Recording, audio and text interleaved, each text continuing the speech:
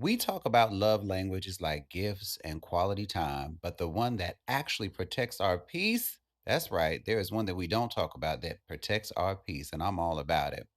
And that is boundaries. And that is the one we seem to avoid the most. So let's talk about it. Y'all, welcome to the Michael Experience Podcast. I am your orator and originator, and these are my thoughts, my life, my way. So let's talk about it real quick. Why don't we ever talk about boundaries when we talk about love languages? Now, listen, I know that there is a defined list of love languages, and in between, up above, and below, there are definitely things that fall underneath each one of the categories. However, I believe boundaries is one of the very, very important ones that doesn't get its shine. Okay, because not setting boundaries will have people feeling like they have access to you in any way they would like to have access to you. And there is nothing worse than somebody who takes advantage of a caring heart or a people pleaser. Now, here's the thing about people pleasers. I don't know from firsthand what that's like. I mean, I might try to please a couple of people, but that's only between the hours of 10 p.m and sometimes 5 a.m. As I get older, that window shrinks just a little bit. But you get where I'm going with the conversation. People pleasers have this innate ability to get railroaded, to allow people to walk all over them and not to say anything. And a lot of people pleasers, I believe, feel as if they say something, it's going to make the people turn away from them and not want to deal with them anymore. And in my opinion, there is nothing wrong with that. There's nothing wrong with that. If a person doesn't respect the parameters that you have in place, then they don't need to be in the place that has you. How about that? They don't need to have you. But for some reason, we give people so much leadway, not we as in me, we as in some of you out there. Okay. But we're going to make sure that we try to change that today. All right. So here's the thing. Some people may not be clear on boundaries, right? They're like, well, what's the difference between boundaries and walls? Emotional walls, girl, emotional walls. Come on, Tasha Mack. But here's the thing. Walls are put up to keep people out, right? Walls are put up to leave you on one side of things and keep people on the other side of it. Walls are typically a form of protection. Boundaries are a set of operating instructions, right? I don't want to go this direction. Okay, so don't take me that direction. I don't want to go back that way. So don't take me back that way. Those kind of things. This is how you love me. This is how you talk to me. This is how I like to engage in interaction. That is what a boundary does. It sets the operating parameters for your interactions with the person. And so being uncomfortable telling somebody how to treat you, dare I say it, it's definitely not self love, it's the opposite. It definitely is a deficit of self love, but also a sign of insecurity. Sit with that for a minute. It's also a sign of insecurity. When a person can't sit with themselves or is fearful, excuse me, of sitting with themselves, right? And they feel the need to have someone else. What do we call that? It is insecure, but we call it trauma bonding. We call it trauma bonding. And there are a lot of people who will trauma bond, right? They will have mixed feelings. They will have hurt. They will have past relationships that creep in. And I'm not talking about just romantic, familial, and everything else.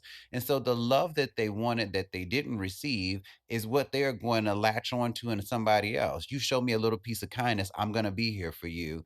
And that one thing makes these people forget, makes the people pleasers, I'm saying these people, but makes people pleasers forget that there are a bunch of glaring red flags just everywhere. There's red flashing lights, caution signs, and everything that are trying to deter you from being with that person, right? Boundaries communicate love, not distance. I'm going to say that again. Boundaries create love, not distance. Have you ever worked with someone, right? And you was like, oh my God, I don't feel like they like me. I just feel like they need to like me. They need to like me. People pleasing, not me. Some of you all. People pleasing, right? But have you also been in a space where you have witnessed that some people that you just think somebody might find off putting or untoward, you may see that people respect them. They say what's on their mind no matter what. They tell you what they are or aren't going to do. They tell you what they are and aren't going to accept. And for whatever reason, people still respect them and people still come around. And to you, that just seems like a foreign concept. Now, some of you are like, I'm that person. I'm letting you know what it is and what it ain't.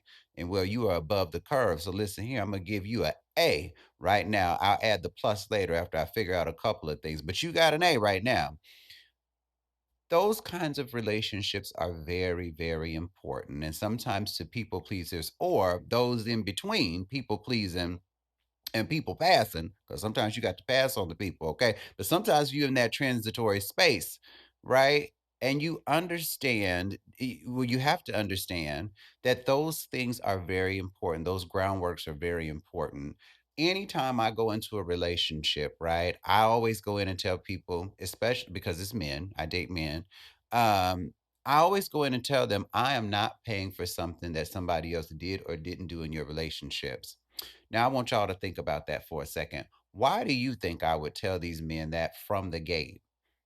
Now, I know some of y'all are like, "Ooh, Mike, I already know what you're talking about." Probably more so the ladies than the gents, but that's okay. Y'all gonna come to it in a second. And if you don't, I'm gonna take you to it.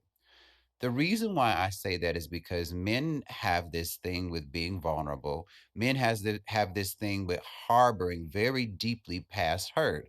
And it doesn't matter who did it. It does not matter who did it. Fellas, you know I'm telling the truth. The first girl, boy, they, them, whoever that broke your heart, you carry that with you almost for the rest of your life, for the foreseeable future, unless you unpack and do the work. And if you did, good, because mental health is very important and you got to work through it, okay? We can't process what we don't put out. Okay, we can't process what we don't put out. Talk about it. But here we are. But men do that a lot, and I find that if you allow a man to continue to trauma dump all of his things on you from the past relationship, you will then, in his mind, become responsible for fixing it. And you will be reminded throughout the duration or during the tenure of your relationship of these mistakes that somebody else made. And so after experiencing these types of conversations enough, I said, this is going to be a boundary going into it. Now, we can have one conversation, maybe two, at the beginning of our courtship, and we can just talk about we broke up. My last relationship was here. This is the reason it ended, and leave it at that.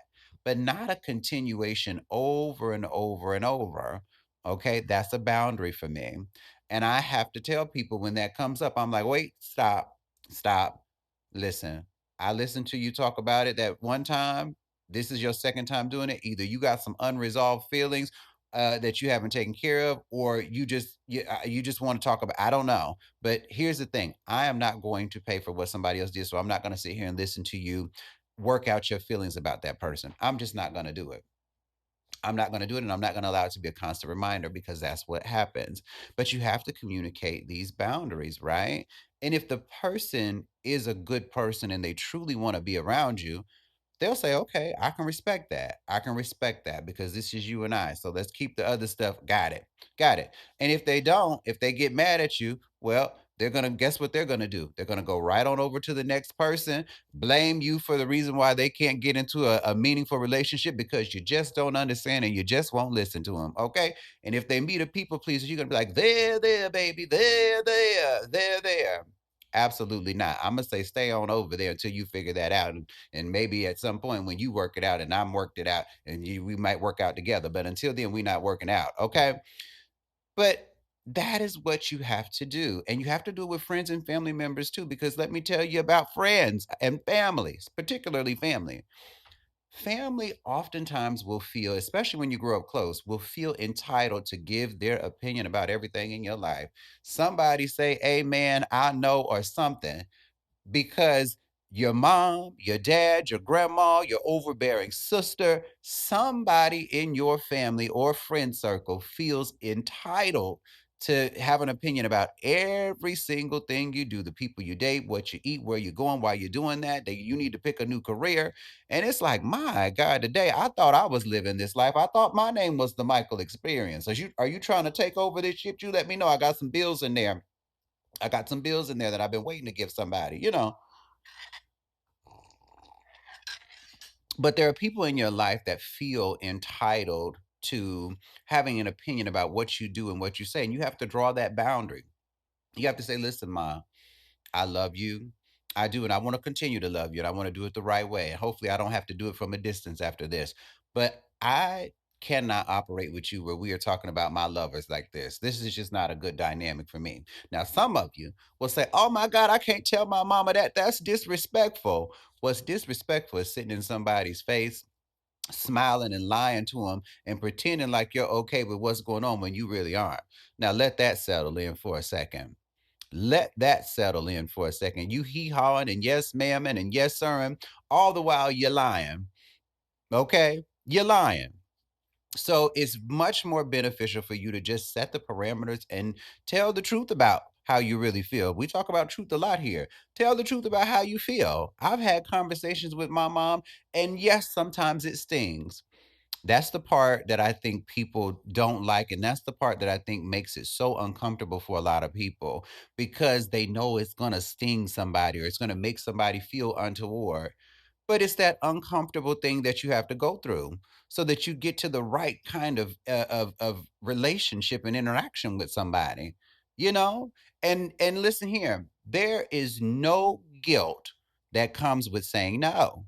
No, I know you've probably heard it. No is a complete sentence statement, full stop, pack it up, out of here. No is a complete sentence. Right? No, you're not going to talk to me like that. No, you're not going to do that to me. No, you're not going to take things from my house. No, you're not going to take advantage of me. No, you're not going to talk about me like that. No, not to my face anyway. Right? Now, what you say about me behind my back, that ain't none of my business. Have at it. But I believe there's a real guilt and a real uncomfortable feeling that comes with having to tell somebody about a boundary, especially when we love them, especially when they hold a position in our family, as the matriarch, patriarch, and the go-to person and things like that. But listen, I always tell people in conversations, these same people would tell you what you can and can't do in front of them, right? These same people will tell you what you can and can't say to them. My God, today somebody say amen or yes, I know. It's the truth. It's the truth. The same thing that you are scared to do, feel uncomfortable about, feel uneasy about, feel guilt about, these people do it to you. They don't mind telling you how they feel when you say something bad about them. They don't mind telling you that they're not going to talk about that. That's my business. They have no problem telling you that. When you come over their house, they got rules. Take your shoes off at the door. They have no problem telling you whatever it is that they feel and what they need to operate. Now let that sink in for a minute and ask yourself, why is it okay for them to do it and it's not okay for you? Uh-huh, uh-huh, uh-huh. Sit with that one a little bit more. We're going to keep on going. So there are people who really benefit from your lack of boundaries. They really benefit from them. Like I said before, you become a doormat. You become a person that gets taken advantage of. And then you meet people and you tell them that you feel that way, right? You meet people and you tell them, people always take advantage of me. Have we all met somebody that when we met them and we were trying to get to know them, they were like, I don't have relationships because people always try to take advantage of me, and people always talk to me. I don't know what it is about me, but people always talk about me and stuff, and nobody ever really tries to understand. Why are you giving people the playbook to walk all over you again? That is a big glaring sign that says, walk all over me, take advantage. Here I am. Those are conversations that you don't need to have with anybody. You're replaying and recounting moments where you have allowed yourself to be taken advantage of over and over and over. And so you're setting the stage for somebody else to come in there and be like, well, listen here.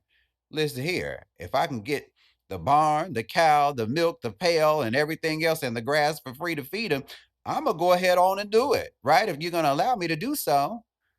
Instead of coming into a situation with that kind of mentality, it's much more beneficial for you to walk into that situation and say, listen, this is what I require. This is what I'm requesting. And are you going to be able to handle it? Yes or no? If anybody is self respecting enough, right? They respect themselves enough and they know that they deserve respect and they are valued and they have self love and they have, self worth, they're going to rise to the occasion, right? They're going to be like, yeah, no. No, as a matter of fact, I got some non-negotiables on my own we can talk about, and no one is mad at each other about it. Those are the conversations I love having when we start talking about boundaries, and the person says, "Woo, listen, I'm glad you said it first, right? I'm glad you said it first because there's a couple of things, and I'm like, absolutely. Now, there are some things that I just can't get with because they're just not me. So I do have to say, well, I'm going to go ahead on and bow out now because, well, I'm not doing all of that. But more often than not, I don't have an issue with people's boundaries, right? And if I do, I tell you, I'm not going to be able to do it. And there's nothing wrong with it. There's nothing wrong with it. But when you resist your boundaries, right, you know exactly what you should say. You know exactly what you're willing to accept. You know exactly who you really are and what you really can contribute. And you allow the exact opposite. People are going to take advantage each and every time. They're going to benefit from those lack of boundaries that you have. And you're always going to feel empty on the inside. Now, here's the other side of it. I talked about the in betweeners, right? The people pleasers and the people passers, right? You're somewhere in between.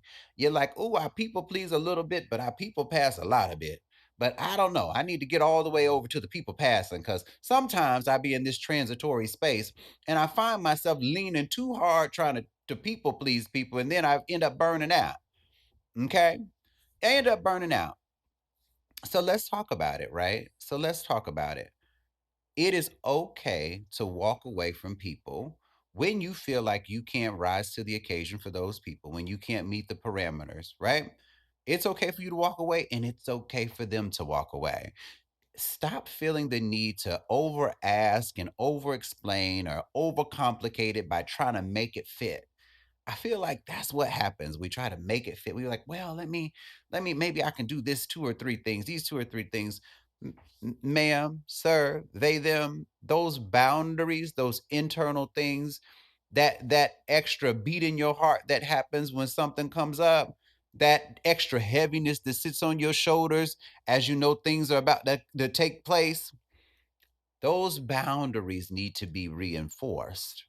They need to be reinforced because at the end of the day, it leaves you empty, right? It's okay, again, to let people go. Let them go on their own or tell them, hey, I ain't going to be able to do it. Reinforce your boundaries. Reinforce your boundaries so that you both benefit from the exchange. You know exactly who you are, what you are willing to give, and that's what you show up and do. And that person is very clear on what it is that you do and what you are willing to participate in. And everybody comes to the situation knowing the truth and having the full confidence and full knowledge to engage if they so choose to do so. But you might meet some people. You might meet some people that are resistant to your boundaries, right? You didn't set them before, but now you're like, you know what? I was in that transitory space where I kept leaning backwards, but I wanted to walk away from the people. Now I need to reinforce boundaries because I done got stung or burnt too many times. All right. So then you walk up to that person, you say, you know what? That thing I let you do 50, 11 times, I don't like that. That thing you did 1,000,001 times, I didn't like that. And I don't want to do it no more. And then the person looks at you and they say, oh, well, I thought you liked it. I mean, you never complained about it before. And so then you're like, well, I'm telling you now. And so they tell you, well, I mean, that's what I like to do. So what we doing? What we doing? These people resist your boundaries, right? And if you stay in relationship with these people, and I'm talking about any type of relationship, if you stay in relationship with these people, you do yourself a disservice and they continue to resist them because they continue doing the same things. If you've had experience with this, they do the same things over and over and over, which is the exact opposite of what you asked for, leaving you further in disarray and disbelief about what's going on and boundaryless and boundless, or however they say it, right? So don't let people benefit from your lack of boundaries in that way, right? Because when you are unclear on who you are, when you are too open with who you will be and how you will show up, people see that as a free for all. Okay. Now, back to what I said a moment ago. Don't feel the need to over explain. Don't feel the need to ask and ask and ask and ask. It's really simple, as Ray Shonda would say. It's really simple. Let's check the board, right? You're either gonna do it or you're not gonna do it. Okay. And if you're not gonna do it, You're not going to be here, and neither am I. And it's that simple. It is that simple. Don't over explain it. Say it exactly how you feel it, and they can either accept it or not. Now, is there room for conversation for clarity's sake? For clarity's sake, right? For clarity's sake, yes, there is room for conversation because somebody who really wants to be with you, who wants the best with you, wants to grow with you, wants to mature with you. Are y'all catching what I'm saying? They want to do something with you. They want to be with you, right? They want to move in a forward motion with you, right? They will ask questions, questions of clarity.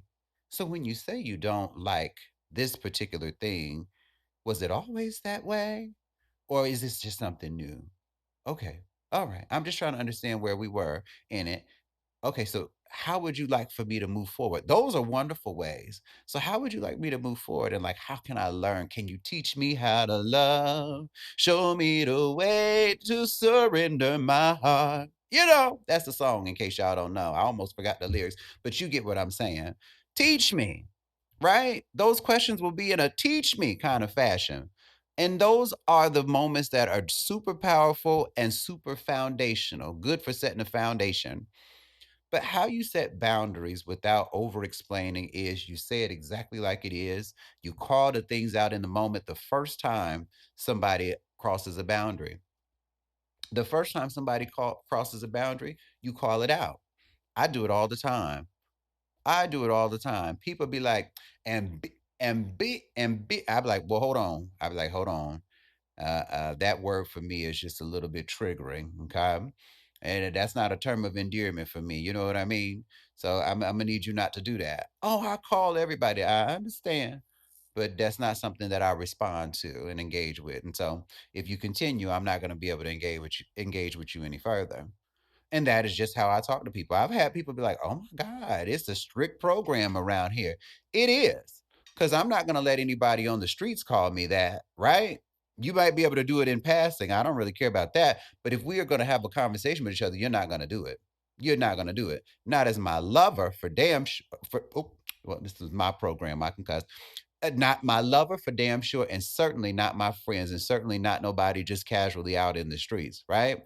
That is a boundary for me. That is a boundary. Just like I told you earlier, I am not going into a situation with a man allowing you to talk to me about any and every relationship you had before that did not work. You're not making me responsible for that. I'm not going to be able to do it.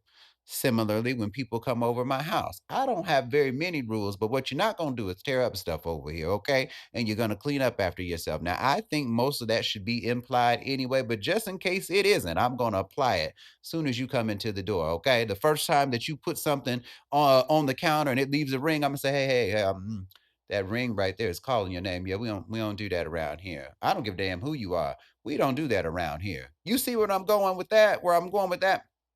You have to tell people in the moment. And they're like, oh, my bad.